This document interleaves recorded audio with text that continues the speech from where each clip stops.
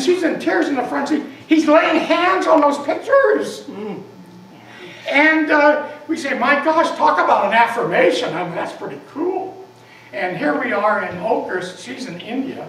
And anyway, she came back and she says, Angela, let me know if anything different happened with any of our spiritual family members. I'd just like to know if anything happened. Well, today, we can say this. Max got a call from a oncologist. He is cancer-free.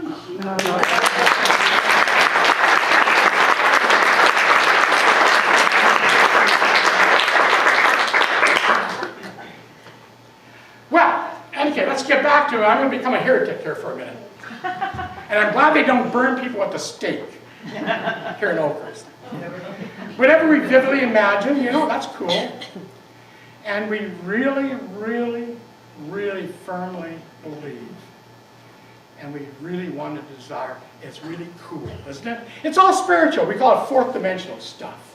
It's a stuff that we use to dictate what our needs are to spirit, to that unseen force. That's the dimension of all possibilities. That's our power. We can deal with it. However, it's all fourth dimensional thing. And I'm going to tell you a little story that brings into focus what I'm going to say in being that heretic. Because I don't think it's the whole oath. I don't think doing that fourth dimensional stuff is all of it. It's some of it, and a major part of it. We have to do it. But there's another part of it. I was teaching a class, affirmation. I was a staff minister in Fresno at the Positive Center. And one of my students is here in the audience, Diana Gonzalez.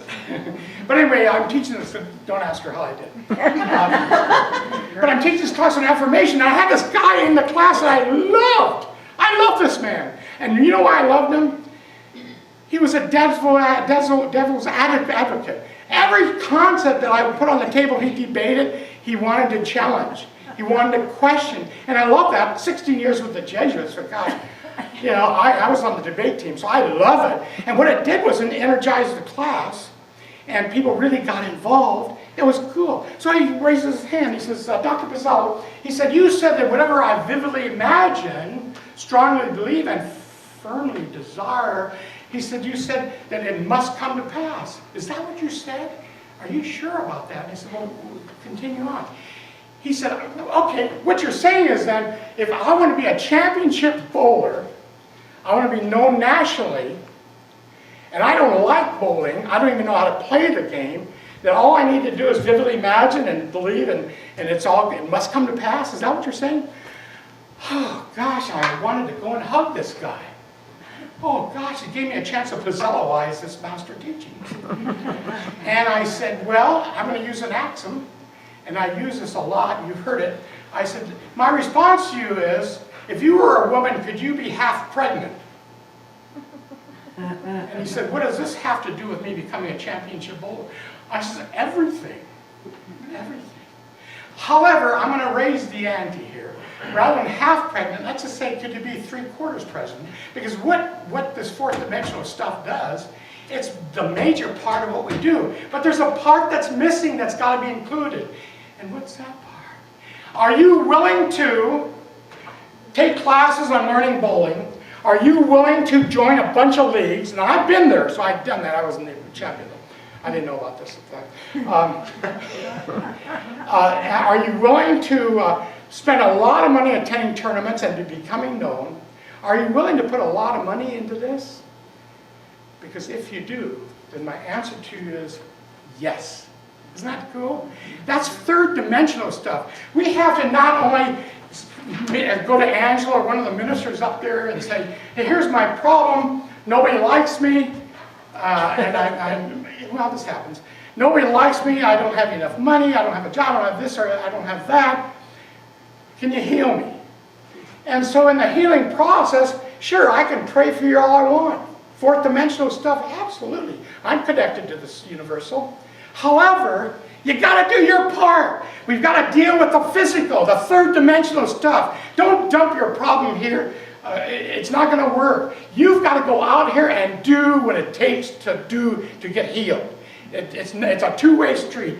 And that's what Jesus said and all the other masters said, that we can have heaven on earth. That means we can take the fourth dimension of heaven, bring it right here on earth, and have it express itself in our physical beingness. It's the merger, but it's all one anyway. It's all good and it's all God, and that includes the third and the fourth dimension. Do you agree with any of this stuff? Yes. And clap for it.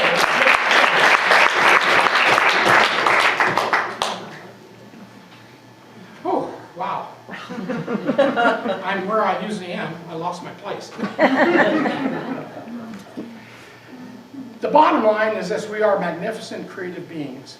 And we do have the power to dictate how we're going to experience this life. But we need to realize that we're spiritual, but we're also physical. And we have to bring the two together in our life story. And we do this by communicating through affirmations to the source of all there is. However, we're not very clear on what we communicate. We think we say what we mean, but do we really mean what we say in consciousness? And I thought about this. There are a lot of times when Angela, a firebrand Italian guy who was in the Marine Corps, for goodness sakes, don't confront me about an issue that deals with somebody I love, because I'm going to get in your face. And so Angela has to learn that, you know, if I allow anger and fear or doubt to enter my consciousness, I'm giving a wrong message to Spirit saying, bring me more of this stuff. When I really think about it, have you ever thought about it for a day or two, and you reacted, and you look back and say, my God, that's not what I meant. Have you done that? I have done that a lot.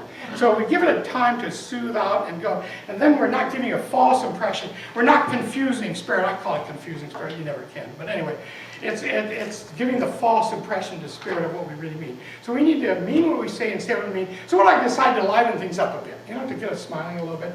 So I went to the headlines of newspapers to see if they always say what they mean and mean what they say. It's interesting. Newspapers do exactly what we do. We give the false impression. Here's a headline, actual headlines. Include your children when baking cookies. Are they saying what they mean and mean what they say? I like this one. Please begin campaign to run down jaywalkers. Minors refuse to work after death. Juvenile court to try shooting defendant. Stolen painting found by a tree. Legislator wants tougher death penalty. A man found dead in a cemetery. This one's special because we're always wanting to win stuff. Fried chicken cooked in microwave wins trip.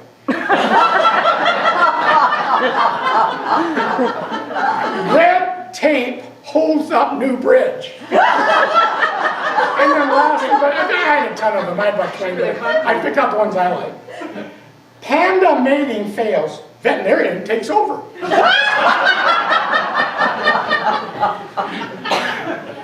Oh gosh. It sounds nuts. I'm going to close there. I have other stuff, but we'll do it next time I talk. The bottom line is when we feel something, when we say something, the way we act is a communication to that divine energy, which we call God or whatever you want to call it. It's source energy. It comes from a field of infinite possibilities. So whatever we put in mind can happen to us. And if we do this, if we do the job at the third and fourth dimension, and then do the vividing and all the other things, then it must come to pass. And say with me loud and clear, really. And so it is. And so it is. We're done.